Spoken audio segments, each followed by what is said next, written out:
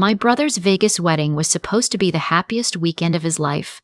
Instead, it became the night I found out my own mother had been using my name as collateral for years. I was in Phoenix when it happened. Not Italy, not some exotic location with a lake and a 17th century villa. Just my 2-bedroom apartment near the hospital where I work 12-hour shifts as a charge nurse, eating leftover pad thai at 9 p.m. on a Friday while my brother texted me photos of the Bellagio fountains. My brother's name is Cormac. He's 3 years older than me, and he has always been the one my parents looked at with that particular softness in their eyes. The one who got the benefit of every doubt. The one whose choices, no matter how clearly wrong, were eventually reframed as bold, as adventurous, as just Cormac being Cormac. The woman he was marrying, I will call her Sasha, because that's what she told everyone her name was. He had met 7 months ago on a dating app. She had a profile photo that looked like a stock image. She told him she was a pharmaceutical sales rep from Denver. She told him her parents were deceased and she had no close family, which should have been the first red flag, but instead made my mother cry and say, "She just needs us, sweetheart, that's all." I had done my due diligence. I had Googled. I had found nothing. Not a LinkedIn, not a Facebook, not a single digital footprint that confirmed she was who she said she was. I had called my mother in March and said plainly, "There is no record of this person. That's not normal." My mother told me I was jealous that Cormac had found someone. She said I spent too much time around sick people and it had made me paranoid. She said, "Not everything is a diagnosis, sweetheart." So I stayed home. I told them it was because of my schedule. I had picked up a double shift that Saturday, which was true, but it wasn't the reason. The reason was that I couldn't watch them spend money they didn't have on a woman I couldn't verify existed, surrounded by the kind of manufactured joy that makes you feel lonelier than being alone. I had been to enough family events where I sat at the edge of things, the sensible one, the cautious one, the one whose warnings would be ignored right up until the moment they were needed. I wasn't doing it again in Las Vegas. My mother called me that Friday afternoon, right as I was changing out of my scrubs. "The hotel upgraded us," she said, breathless with excitement. "The suite has a piano in it, sweetheart. A real piano." I asked if they had sorted out the catering deposit situation. She had mentioned 2 weeks ago that the venue needed an additional $3,000 to hold the date. She said it was handled. I did not ask how. I should have. I watched their stories that night from my couch. My mother in a sequin top at the rehearsal dinner, her glass raised toward the camera. Cormac in a new suit that I knew, just knew, still had the tags on it that morning. Sasha smiling at the center of every frame. A specific kind of smile, I noticed, the kind that lands just slightly to the left of real. My father standing beside her looking proud, which is the expression he wears when he is anxious and trying not to show it. I went to bed at 11. I told myself I had made the right call. My phone started going off at 2047 a.m. I know the exact time because I stared at it on my nightstand clock for a full 4 seconds before I understood that the buzzing wasn't stopping. I reached for my phone expecting a hospital call, a patient complication, a staffing emergency. Instead, the screen showed me this. Mom, 14 missed calls. Dad, 9 missed calls. Cormac, 6 missed calls. An unknown Las Vegas area code, 3 missed calls. My aunt on my mother's side, who I speak to roughly twice a year, 2 missed calls. The texts came in a wall. They were not coherent. They were the textual equivalent of someone screaming in a foreign language and expecting you to understand through sheer volume. "She's gone. The money is gone. Call us back right now. We need you. Emergency. Where are you?" And then, from my mother, a single message that arrived between all the others. "Sweetheart, please pick up. We need to borrow from your savings. Just for tonight. Dad will fix it in the morning." I sat up. I pressed call on my father's number because my father, whatever his faults, tends to speak in sentences when things go wrong. He picked up immediately. "Thank God," he said. He sounded like a man who had been running, though I knew he hadn't been. That's just how his voice gets when the version of reality he had been curating collapses. "Dad, what happened? Slow down." He slowed down. I will give him that. He took a breath and he told me. Sasha had left during the reception. Not dramatically, not with a scene. She had simply excused herself to use the restroom approximately 40 minutes after the ceremony ended, and she had not come back. Her phone went straight to voicemail. Her room keycard. She had her own room, I learned, which she had insisted on for the night before, for tradition, was found still in the door, room cleaned out, single suitcase gone. The name on the room reservation, my father told me, was not Sasha's legal name. He didn't know her legal name. Neither did Cormac. Neither, apparently, did anyone. She had been at the head table during dinner. She had danced with my brother to a Frank Sinatra song. She had thanked my mother in a toast for welcoming her like a daughter. And then she had walked out of the Venetian with the card my brother had given her access to, the one with $11,000 in it, his savings, his share of the wedding budget, plus the envelopes of cash that had been collected from guests as gifts, which my mother had been holding in her purse and which she had placed on the gift table when she went to dance. The envelopes were gone. Sasha was gone. They were also, my father told me, 3 hours into a hotel bill that was no longer covered. What do you mean it's no longer covered? The card declined. Which card? Silence. Dead. Which card? There were some expenses before the weekend. The alterations on your mother's dress, and the florist wanted more than the deposit, and Cormac needed help with the rehearsal dinner, and we thought the gifts would. How much is the hotel bill? $4,200 tell. For the suite and the 2 standard rooms, and you don't have $4,200 on any card. More silence. Different silence. The kind that has a texture to it. Dad, if you could just... We'll pay you back by Tuesday, sweetheart. I promise you, your grandfather left me some bonds and I've been meaning to liquidate them. I'm not wiring money at 3 a.m. to a Las Vegas hotel, I said. My voice was very calm. I am a nurse. Calm is something I can do on command. It's almost a reflex by now. Call the front desk and explain the situation. Ask if they can hold the bill until morning. Ask about a payment plan. I can talk to them if you need me to translate the situation. We don't need a translator, my father said, and his voice shifted, and I recognized the shift because I had heard it my whole life. It was the shift from desperate to indignant.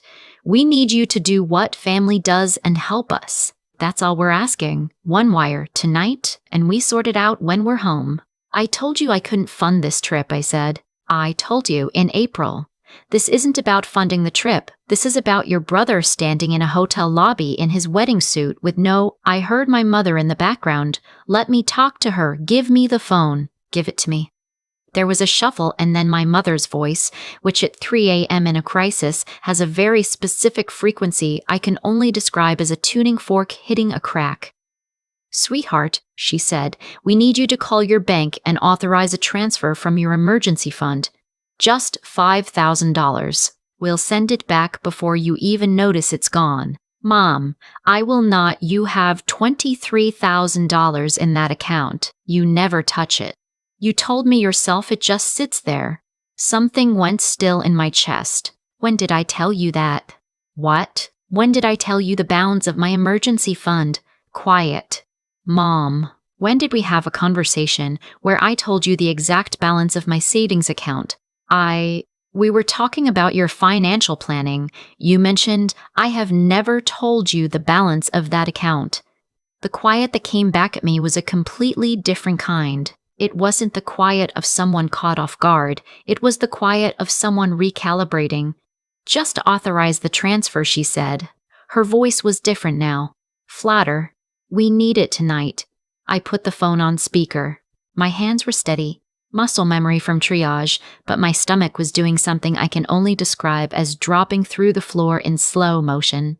I opened my banking app. I logged into the credit monitoring service I had set up 3 years ago after a coworker had her identity stolen and spent 18 months cleaning up the damage. The dashboard loaded.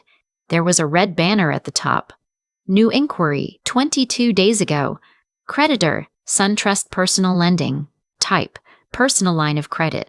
Amount, $12,500.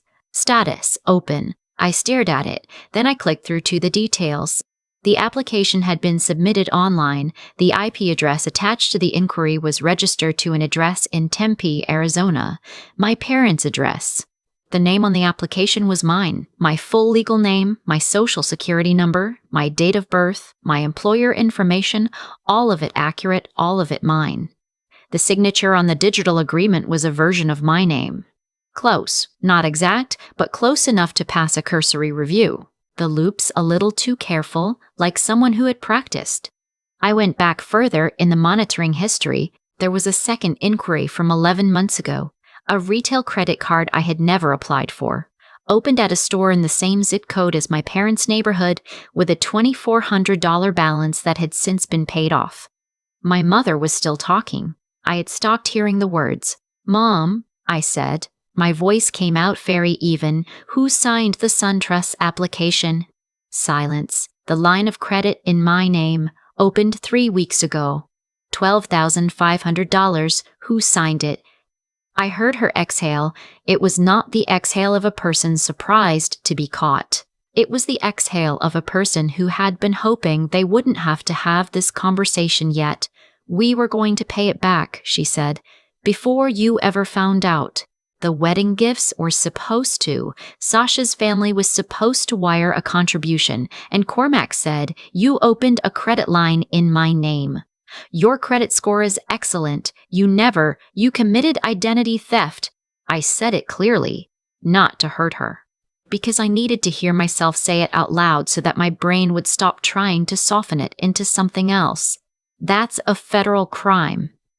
"Don't be dramatic," she said, and there it was, the turning, the reframe, the pivot to my reaction being the problem. "You have the money. You have a good job. We needed help and we knew you wouldn't give it willingly, so we found another way. We are your family. Put Dad back on." "Sweetheart, put him on." My father came back to the phone. He sounded smaller now, which is a thing that happens to him when my mother's strategy doesn't work and he has to stand in the wreckage of it. "Madeline," he started. "Don't," I said. "I need you to listen to me carefully because I'm only going to say this once." I closed the banking app. I opened my contacts. I pulled up the number I had saved 3 years ago after that coworker incident, her fraud attorney who had given a lunch and learn at the hospital and left his card with everyone in the room. I had saved it thinking I would never need it. I had saved it anyway because I am a person who saves things like that. "I'm going to hang up," I said.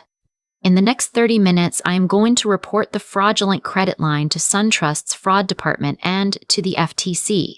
I am going to freeze my credit at all 3 bureaus. I am going to contact an attorney in the morning. What you do about the hotel bill is your decision. I will not be making it for you." "If you do that," my father said, and his voice had gone somewhere I had never heard it go before, somewhere cold and deliberate, "you will destroy this family. You will have your brother's wedding on your conscience. You will be the one who Cormac's wedding is over," I said. Sasha left. Whatever this weekend was, it's done. And the part I had in it, the financial part, the part that happened without my knowledge or consent, that's not a family decision. That's a crime. "We needed you. You needed my credit score," I said. "That's not the same thing." I hung up. I did not let myself sit with it. That is also a nurse skill. You compartmentalize in the moment, and you fall apart later, on your own schedule, in a location of your choosing.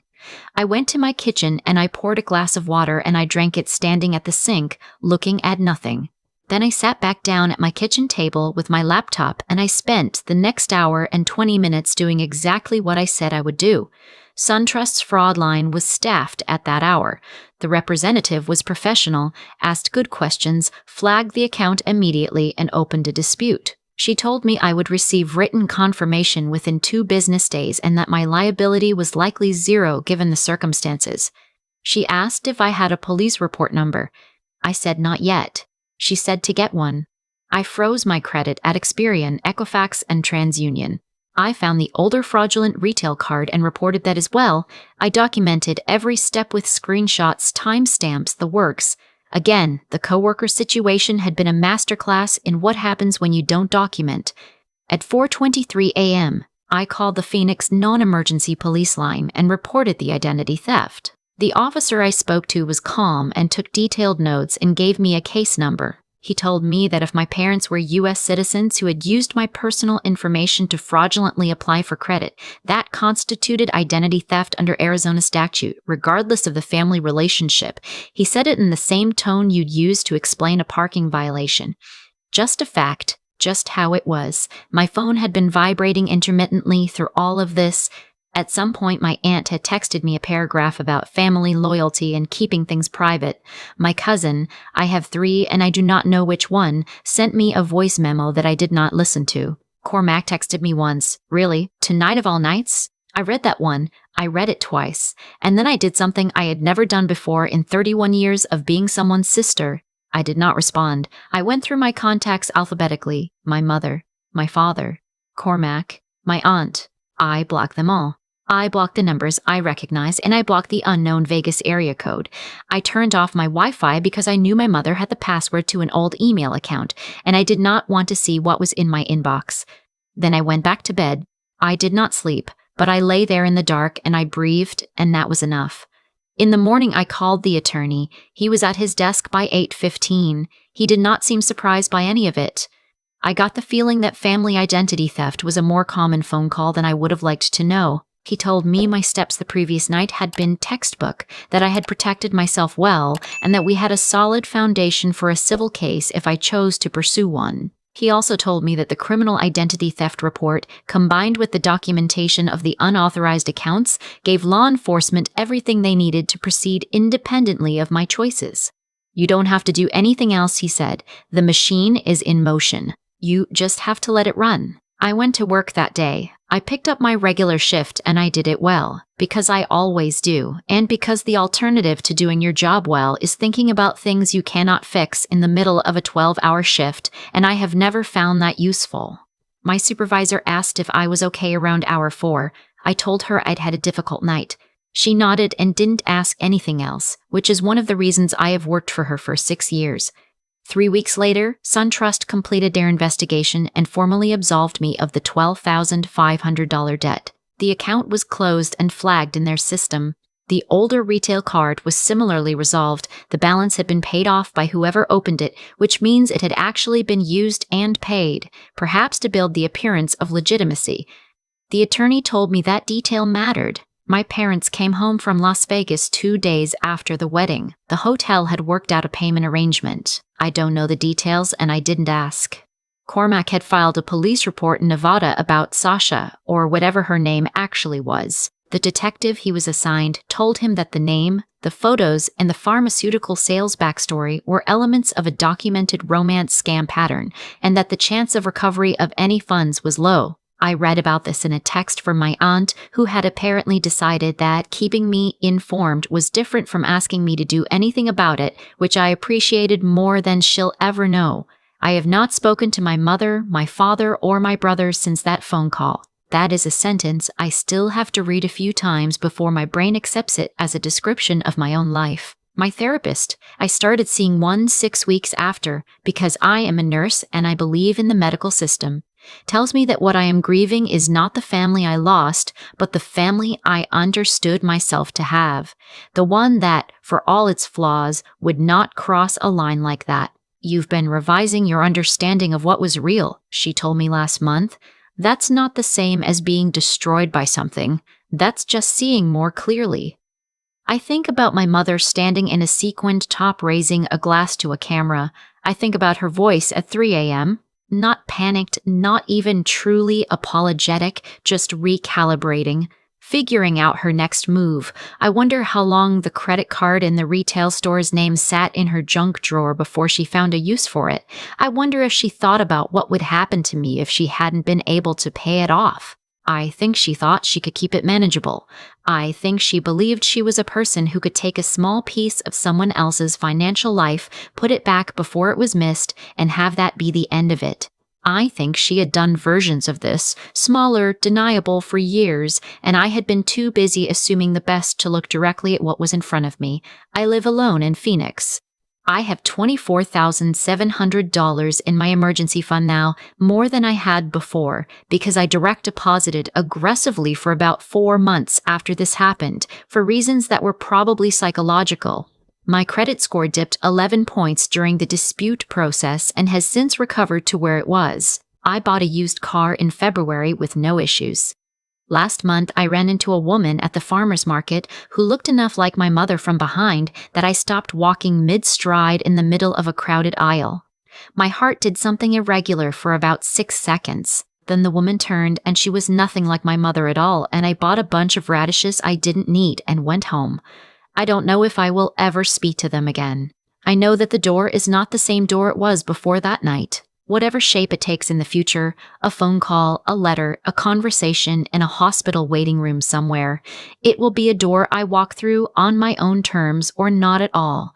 I made my coffee this morning in my kitchen where it is quiet except for the refrigerator and the birds. I drank it black because that's how I like it, and there is no one here to tell me otherwise. Outside my window, Phoenix was doing what Phoenix does in the early morning. Pale light, long shadows, the sky going from gray to the specific deep orange that only happens here and that I have never once gotten tired of. I have been thinking lately about what it actually means to protect yourself. Not in the abstract, not the way they teach it in self-defense classes or financial literacy workshops, but the specific, unglamorous 3 a.m. version of it. The one where you already know the answer when you log into the credit monitoring app. The one where your hands are steady, not because you aren't scared, but because you are a person who has learned, finally, that scared and capable are not opposites. One thing, if you take anything from this, set up credit monitoring. Set up alerts for any transaction over $50. It takes 20 minutes, and it costs nothing, and it is the reason I found out what I found out when I found out it, and not 6 months later when the damage would have been 3 times worse. I am 31 years old. I work the day shift now. I am, by any honest accounting, doing fine. That is not nothing. In fact, it is almost everything. I have thought a lot about cause and effect since that night, not in any mystical way, just the plain mechanical version of it. The thing you do produces the thing that happens next. That's all.